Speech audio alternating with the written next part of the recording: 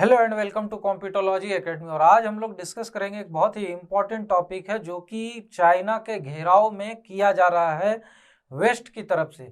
तो United states खुद और अपने जो मित्र देश हैं, जो उसके फ्रेंडली कंट्रीज हैं, उन सब को लेकर एक तरह से चाइना को घेरने की कोशिश कर रहा है। और उसी में अभी एक नेक्स्ट स्टेप आया है कि जर्मनी भी चाइना के घेराव में यूएस के साथ मिल गया है और इसके कारण चाइना के साथ उसके रिलेशंस जो है स्ट्रेस्ड हो गए हैं। उसके रिलेशंस थोड़े से अभी डगमगाने लगे हैं वेस्ट के प्रेशर के कारण। तो देखते हैं कि डिटेल में ये चीजें है क्या और किस तरह से ये डेवलपमेंट हो रहा है। तो यहाँ पे ये न्यूज में है क्यों आखिर। तो देखिए, जर्मनी ने अभी अपनी वॉरशिप भेजी है साउथ चाइना सी में। मंडे को यहाँ पर ये वॉरशिप यहाँ से निकली जर्मनी से और ये साउथ चाइना सी की तरफ सेल कर रही है। और ये 7 मंथ का इनका वॉयज है और इसमें ये डिफरेंट कंट्रीज को विजिट करेगी। और इसमें सबसे बड़ी बात ये है कि जर्मनी चाइना को उतना मतलब कि दुखी करना नहीं चाहता था, उसके अगेंस्ट में कोई भी स्टेप लेना नहीं चाहता था, क्योंकि उसके ट्रेड रिलेशंस बहुत अच्छे थे चाइना के साथ। बट यहाँ पर वेस्ट के प्रेशर के कारण first time in almost 2 decades, 2 दशक के बाद ऐसा कोई मूव लिया गया है जर्मनी की तरफ से। लास्ट टाइम कोई वॉरशिप अगर साउथ चाइना से विजिट की थी तो वो था 2002। उसके बाद अब जाकर सीधा 2021 में ये वॉरशिप निकली है जो कि दिसंबर 2021 में यहाँ पर पहुंचेगी साउथ चाइना सी में। और यहाँ पर जर्मनी का मेन कहना ये है कि ये हम लोग इसलिए कर रहे हैं ताकि हम लोग काउंटर कर सके चाइना के एम्बिशियस टेरिटोरियल क्लेम्स को। जैसे कि हमने पहले के वीडियोस में देखा कि चाइना 9 डैश लाइन के थ्रू पूरी साउथ चाइना सी को क्लेम करता है। वहाँ पर बहुत सारे डिस्प्यूटेड आइलैंड्स हैं, चाहे वो जापान के साथ दियाओ या सेनकाकू आइलैंड हो, वियतनाम के साथ बहुत सारे डिस्प्यूट्स हैं, उसके फिलीपींस के साथ हैं। तो ऐसे ही बहुत सारे क्लेम्स को नकारने के लिए और एक मैसेज भेजने के लिए कि आपका जो टेरिटोरियल क्लेम्स है वो अनड्यू है, अनलॉफुल है और इंटरनेशनल रूल्स एंड रेगुलेशंस के हिसाब से यहाँ पर फिट नहीं बैठता है, इन सब चीज़ों को दर्शाने के लिए जर्मनी ने ये स्टेप लिया है कि वो अपनी वॉरशिप यहाँ पर साउथ चाइना सी में भेज रहा है। तो बेसिकली ये मुद्दा ये है कि यहाँ पे वेस्ट का इंटरेस्ट क्यों है साउथ चाइना सी में। सबसे पहली और सबसे बड़ी बात, क्यों वेस्ट धीरे धीरे यूनाइट होता जा रहा है, लामबंद होता जा रहा है यूनाइटेड स्टेट्स के अंडर में। और यहाँ पर देखा ये जा रहा है कि वेस्ट के यूएस के प्रेशर में वेस्ट के जो बाकी के कंट्रीज हैं, चाहे वो ब्रिटेन हो, चाहे वो कनाडा हो, चाहे वो ऑस्ट्रेलिया हो, चाहे वो न्यूजीलैंड हो, ऐसे बहुत सारे कंट्रीज जो हैं अपने warships time and again South China Sea के रीजन में भेज रहे हैं। अभी 1 महीने पहले ब्रिटेन का जो वॉरशिप था वो ऑलरेडी सेल कर चुका है साउथ चाइना सी की तरफ और अब जर्मनी की जो वॉरशिप है वो जा रही है। तो यहाँ पर सबसे पहला इनका मुद्दा है कि undue territorial claims by China. जैसा कि हम लोग सब जानते हैं साउथ चाइना सी को पूरी तरह से चाइना क्लेम करता है और वहाँ पर जो ओवरलैपिंग क्लेम्स हैं, चाहे वो ईईजेड के हों, चाहे वो टेरिटोरियल वाटर के हों, बाकी चीज़ों के हों, तो इन सब चीज़ों को जो वियतनाम है, जो भी नेबरिंग कंट्रीज हैं साउथ चाइना सी के अराउंड पूरा इंसर्कल करते हैं, उन सब के क्लेम्स को चाइना नकार देता है और कहता है कि ये सारा हिस्टोरिकल पॉइंट ऑफ व्यू से चाइना का है। तो इस क्लेम के अगेंस्ट में वेस्ट जो है सो अपना स्टैंड पॉइंट क्लियर कर रहा है कि ये हम नहीं मानने वाले हैं। और ये नहीं मानने वाले हैं उसके पीछे भी बहुत सारे कारण हैं। तो यहाँ पर सबसे पहला कारण यह है कि मिलिट्री आउटपोस्ट जो चाइना बना रही है आर्टिफिशियल आइलैंड्स पर यहाँ पर साउथ चाइना सी में, इससे सिक्योरिटी कंसर्न है बहुत सारी कंट्रीज को, चाहे वो साउथ कोरिया हो, चाहे वो जापान हो, चाहे वो ताइवान हो, या फिर वियतनाम है, फिलीपींस है, ब्रूनी है। बहुत सारे ऐसे कंट्रीज हैं जिनको की सिक्योरिटी थ्रेट महसूस हो रही है साउथ चाइना सी में चाइना के मिलिट्री आउटपोस्ट से, नेवल आउटपोस्ट से, एयर बेसेस से, इन सब चीज़ों से। और यहाँ पर इससे सबसे ज़्यादा दिक्कत यूएस को और बाकी कुछ कंट्रीज को हो रही है, जैसे सऊदी अरेबिया, ये सब हैं। इनको ये डर लग रहा है कि ये जो साउथ चाइना सी है, यहाँ से मेजर ट्रेड रूट्स पार होते हैं, और इन ट्रेड रूट्स की सिक्योरिटी जो है इंश्योर करना सबसे ज्यादा जरूरी है, क्योंकि इसमें अगर कोई भी दिक्कत आती है, कोई भी बाधा आती है, तो वर्ल्ड ट्रेड को बहुत बड़ा झटका लगेगा। और इसी के कारण यहाँ पर वेस्ट चाहती है कि यहाँ पर इंश्योर किया जाए फ्रीडम ऑफ नेविगेशन, और इसी के कारण ये लोग चाइना को काउंटर कर रहे हैं। उसके बाद यहाँ पर है कि गैस फील्ड्स, साउथ चाइना सी में बहुत ही लार्ज गैस डिपॉजिट्स होने के चांसेस हैं। कुछ तो यहाँ पर खोजे भी गए हैं, उसमें से कुछ तो इंडिया के ओएनजीसी ने ही खोजे हैं। और इसी के कारण ये एक बहुत ही बड़ा इकोनॉमिक फैक्टर है, जिसके कारण कि यहाँ पर बहुत सारे कंट्रीज लड़ भिड़ रहे हैं जो भी उसके विसिनिटी में है। जैसे वियतनाम के ईजेड में जो गैस फील्ड्स पड़ते हैं, चाइना भी उसे क्लेम करता है। अब वियतनाम को यहाँ पर एक्सप्लोरेशन नहीं करने दिया जा रहा है, एक्सट्रैक्शन नहीं करने दिया जा रहा है, तो उसे इकोनॉमिक लॉसेस हो रहे हैं। तो ऑब्वियस सी बात है, वो चाइना को काउंटर करने के लिए वेस्ट की तरफ झुकेगा, वेस्ट से वो मदद मांगेगा। वेस्ट जो है अपनी सुपरमेसी, अपनी हेजीमोनी छोड़ना नहीं चाहते हैं। उनको लगता है कि चाइना यहाँ पे एक अलग पावर सेंटर की तरह डेवलप हो रहा है इस रीजन में, तो इसे काउंटर करना जरूरी है। क्योंकि यहाँ पर बहुत दिनों से ये कॉन्सेप्ट चला आ रहा था कि यूनिपोलर वर्ल्ड हो गया है, United states is the only supreme power in the world politics, तो वो जो चाहे डिक्टेट कर सकता है। लेकिन चाइना का जब से इकोनॉमिक माइट और मिलिट्री माइट यहाँ पर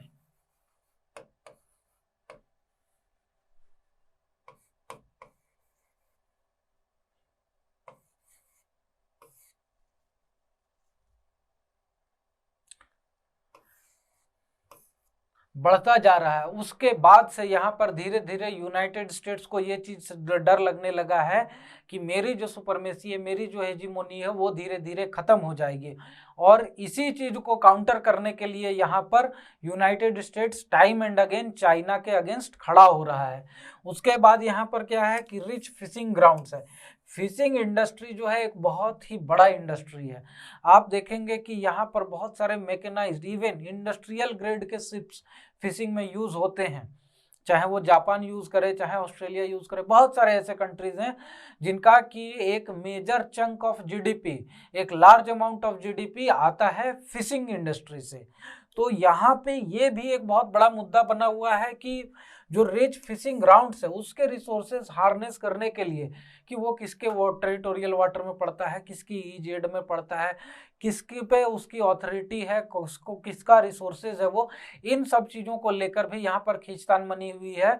और इसी के कारण यहाँ पर चाइना के अगेंस्ट में बहुत सारे कंट्रीज खड़े हो रहे हैं और वेस्ट को यहाँ पर रोप इन कर रहे हैं, ताकि वो अपने फिशिंग ग्राउंड्स को, अपने फिशिंग रीजन्स को सिक्योर कर सकें।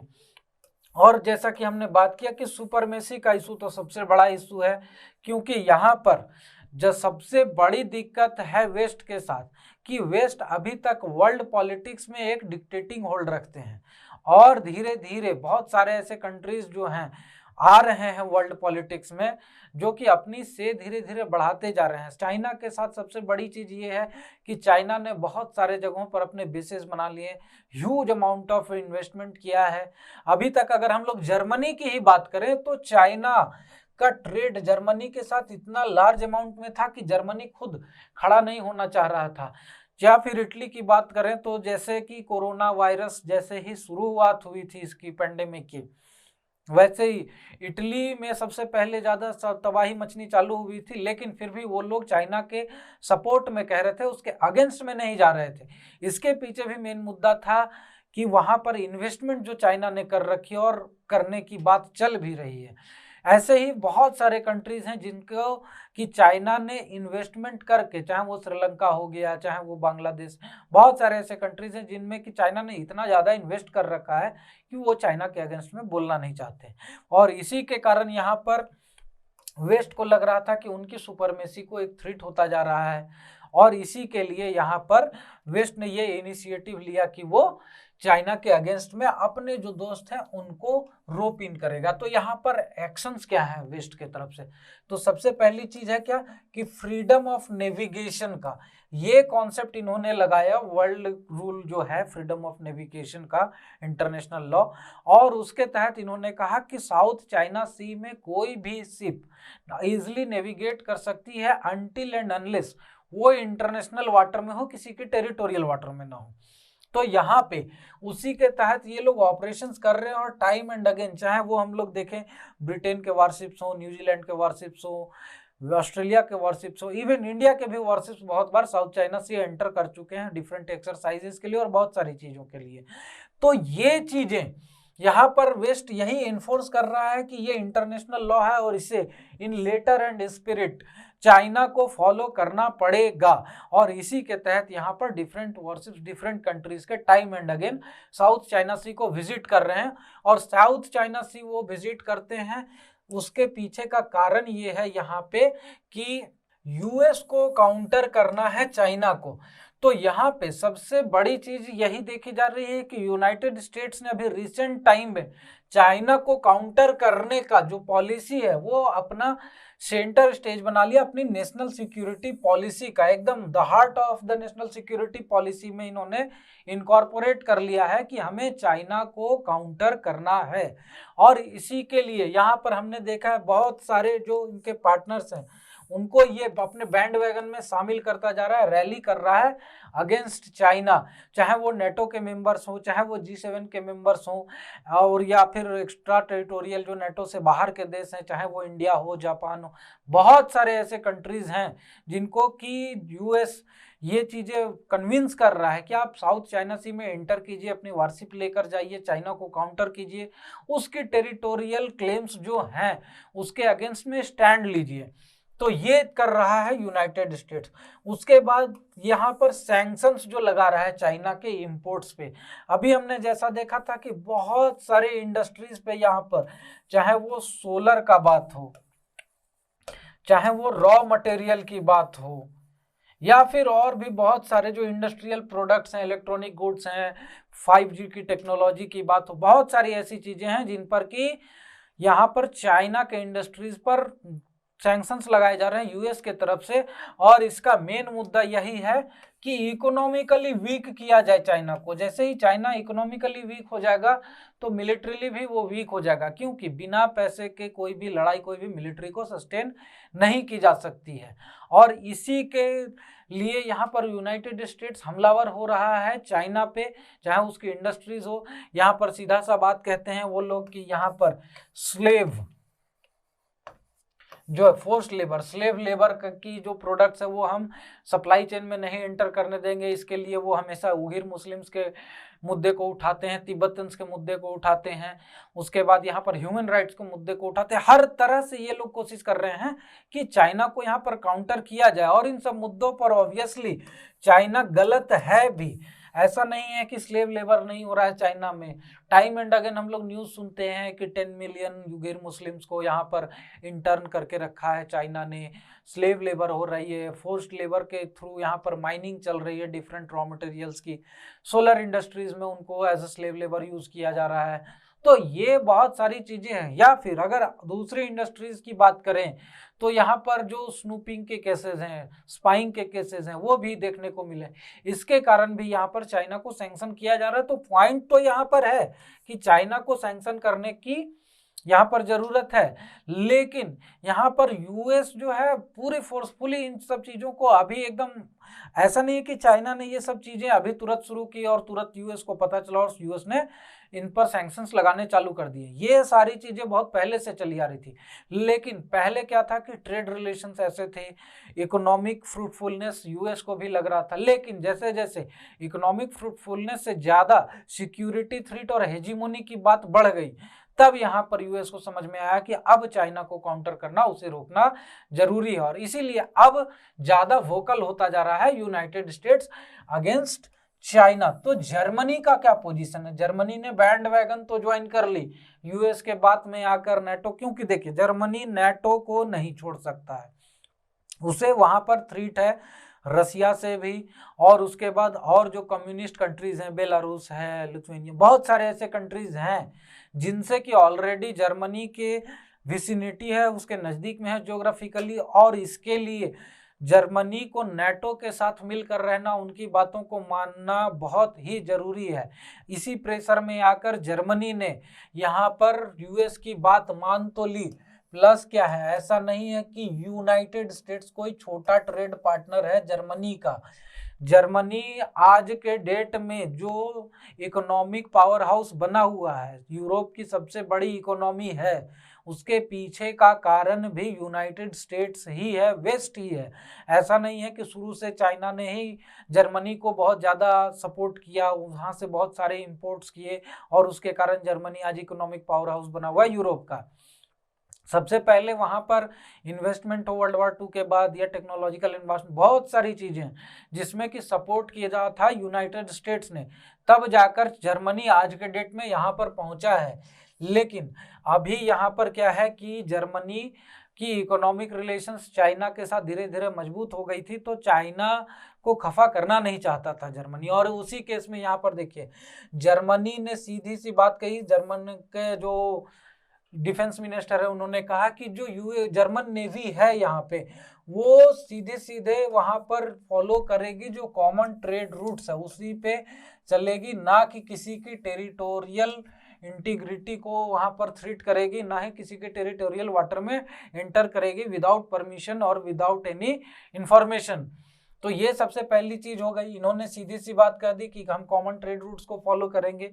तो इसमें एक दो तरफा मैसेज है। पहला मैसेज क्या है कि हम चाइना के अगेंस्ट में कोई स्टेप नहीं ले रहे हैं, हम जो कॉमन इंटरनेशनल लॉ है उसके हिसाब से चल रहे हैं। सेकंड मैसेज ये है, एकदम यहाँ पर जो इम्प्लिसिट मैसेज है कि चाइना का कोई टेरिटोरियल क्लेम नहीं है साउथ चाइना सी में, वो इंटरनेशनल वाटर है, कॉमन ट्रेड रूट है। तो ये एक दो मैसेज वाला एक सीधा सा स्टेटमेंट था कि हम चाइना की इंटीग्रिटी को वियोलेट नहीं करेंगे, चाइना से हमें कोई दिक्कत नहीं है। सेकंड थिंग, ये क्लेम चाइना का गलत है। उसके बाद यहाँ पर क्या हुआ कि इन्होंने सीधा सा कह दिया कि हम लोग ये चीज एक्सेप्ट नहीं करते हैं कि जो टेरिटोरियल क्लेम्स चाइना करती है साउथ चाइना सी में। तो यही मैसेज, ये जो मैसेज था, ये जो स्टेटमेंट थी, उसी में ये मैसेज यहाँ पर इम्प्लिसिट यहाँ पर था। और ये जो इनकी शिप्स हैं जो विजिट करेगी वो ऑस्ट्रेलिया, जापान, साउथ कोरिया और वियतनाम को, ये भी एक बहुत स्ट्रॉन्ग मैसेज है, क्योंकि ये सॉलिडरिटी दिखाती है जो भी कंट्रीज चाइना के अगेंस्ट में है उनके अपोजिशन कैंप में है। ऑस्ट्रेलिया के साथ हमने पहले के वीडियोस में देखा ही है कि चाइना की जो ट्रेड रिलेशंस तक है कितनी गड़बड़ हो चुकी है, वहाँ पर इंपोर्ट बहुत ज़्यादा कम हो चुका है, इन्वेस्टमेंट के लेवल्स कम हो चुके हैं, ऑस्ट्रेलिया के बहुत सारे बिजनेसमैन अपना इन्वेस्टमेंट पुल आउट कर रहे हैं चाइना से। उसके बाद जापान के साथ ऑलरेडी इनकी टेरिटोरियल डिस्प्यूट्स है, साउथ कोरिया के साथ वहाँ पर ऐसे ही स्ट्रेंड रिलेशंस रहते हैं नॉर्थ कोरिया के कारण चाइना से। उसके बाद यहाँ पर वियतनाम के साथ जो है साउथ चाइना सी का टेरिटोरियल डिस्प्यूट है। तो ये साफ दर्शा रहा है कि जर्मनी अब धीरे धीरे शिफ्ट हो गया है चाइना के अपोजिशन कैंप की तरफ, और इसमें पूरी तरह से अगर देखा जाए तो वेस्ट का ही हाथ है, सबसे ज्यादा यूनाइटेड स्टेट्स का। और यहाँ पर ये देखिए कि इन्होंने सीधी सी बात कही है कि हम रिस्पेक्ट करते हैं इंटरनेशनल रूल्स एंड लॉज को, यानी कि यहाँ पर इन्होंने अनक्लॉज की भी बात कर दी। ये भी इन्होंने कह दिया कि चाइना को अनक्लॉज को भी फॉलो करना चाहिए, क्योंकि हम भी इसे ही रिस्पेक्ट करते हैं। तो United Nations convention on the laws of the seas को चाइना को भी मानना चाहिए, और उसके हिसाब से उसकी जितनी टेरिटरी बनती है, जितनी उसकी ईजेड बनती है, जितना उसका एक्सटेंट बनता है इंटरनेशनल वाटर में, उतना ही उसे क्लेम करना चाहिए। और ये भी एक क्लियर कट मैसेज है, जैसा कि चाइना ने पहले जब इंटरनेशनल कोर्ट ऑफ जस्टिस में आईसीजे में ये रूलिंग आई थी चाइना के अगेंस्ट में कि ये जो क्लेम है ये गलत है, जब वियतनाम ने केस किया था चाइना पे, तो चाइना ने उसे क्लियरली वियोलेट कर दिया। उन्होंने कह दिया कि हम इंटरनेशनल कोर्ट ऑफ जस्टिस को मानते ही नहीं है। तो यहाँ पर भी एक ये मैसेज दे रहा है जर्मनी कि आपको भी रिस्पेक्ट करना चाहिए, हम भी इसी को रिस्पेक्ट करते हैं और इसके हिसाब से जैसे चलना चाहिए, जहाँ तक जाना चाहिए हम जाएंगे, और हमें आपसे कोई खास फर्क नहीं पड़ता है। लेकिन यहाँ पर सबसे बड़ी बात है कि जर्मनी बहुत ज्यादा इसे बैलेंसिंग करनी पड़ेगी, बहुत ज्यादा संभल कर चलना पड़ेगा, क्योंकि यहाँ पर इसे बैलेंस करना यूनाइटेड स्टेट्स को भी और चाइना को भी। क्योंकि यहाँ पर सबसे बड़ी चीज क्या है कि सिक्योरिटी एंड इकोनॉमिक इंटरेस्ट के बीच का जो इनका टग ऑफ वार है, ये जो खींचतान है, इससे मैनेज करना पड़ेगा जर्मनी को। इकोनॉमिक इंटरेस्ट के सेंस में अगर देखा जाए तो कोविड पैंडेमिक के समय में भी जर्मनी ने इतना ज्यादा एक्सपोर्ट किया चाइना में कि बाकी के जो यूरोपियन इकोनॉमीज थे उनकी हालत खराब हो गई, उनकी इकोनॉमी रिसेशन में चली गई। लेकिन सबसे बड़ी चीज यहां पर रही कि जर्मनी की इकोनॉमी को कोई खास फर्क नहीं पड़ा, just because of export to China. China के साथ इनका एक्सपोर्ट इतना भयंकर रहा, इतना ज्यादा रहा कि इनको कोई खास फर्क ही नहीं पड़ा कि कोविड है नहीं है, पेंडेमिक है नहीं है, कोई इशू नहीं है। तो चाइना एक बहुत बड़ा मार्केट है, एक एक्सपोर्टर है, मैन्युफैक्चरिंग पावर हाउस है वर्ल्ड का, ठीक है, लेकिन साथ ही साथ वो एक बहुत बड़ा इंपोर्टर भी है। और यहाँ पर चाइना से जो है जर्मनी से सबसे ज्यादा इंपोर्ट करता है तो टेक्नोलॉजिकल चीजें, मशीनरीज, टूल्स, ये सारी चीजें करता है ना, रॉ मटेरियल और कोई गुड्स एंड प्रोडक्ट्स जो कंज्यूमेबल गुड्स हैं वैसी चीजें चाइना तो खुद ही एक्सपोर्ट करता है। लेकिन जो हाई वैल्यूड इक्विपमेंट्स हैं वो उसे जर्मनी से चाहिए होती है, और यही चीजें एक्सपोर्ट करके जर्मनी चाइना से बहुत ज्यादा पैसे कमाता है।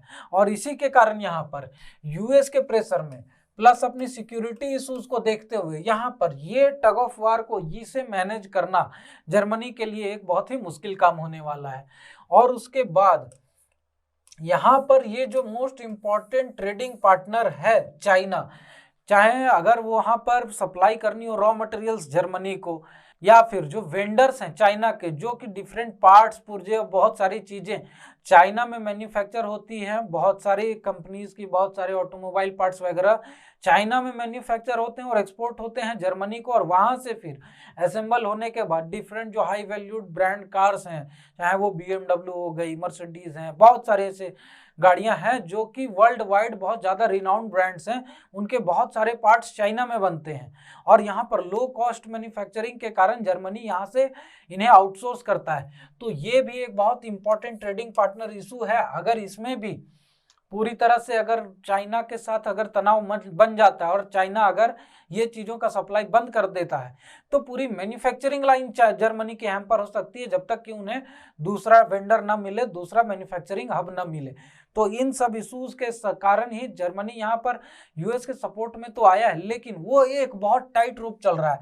वो ऐसा नहीं है कि आउटस्पोकनली एकदम पूरा खुलकर जर्मनी चाइना के अगेंस्ट में आ गया है, वो अभी भी बहुत संभल कर कह रहा है। जैसा कि हमने स्टेटमेंट्स में देखा कि हम इंटरनेशनल लॉ को रिस्पेक्ट करते हैं, हम कॉमन ट्रेड रूट्स को फॉलो करेंगे, ये सारी चीज़ें यहाँ पर एक पैसिफाइंग भी है और एक तरह से स्ट्रॉन्ग मैसेज भी है।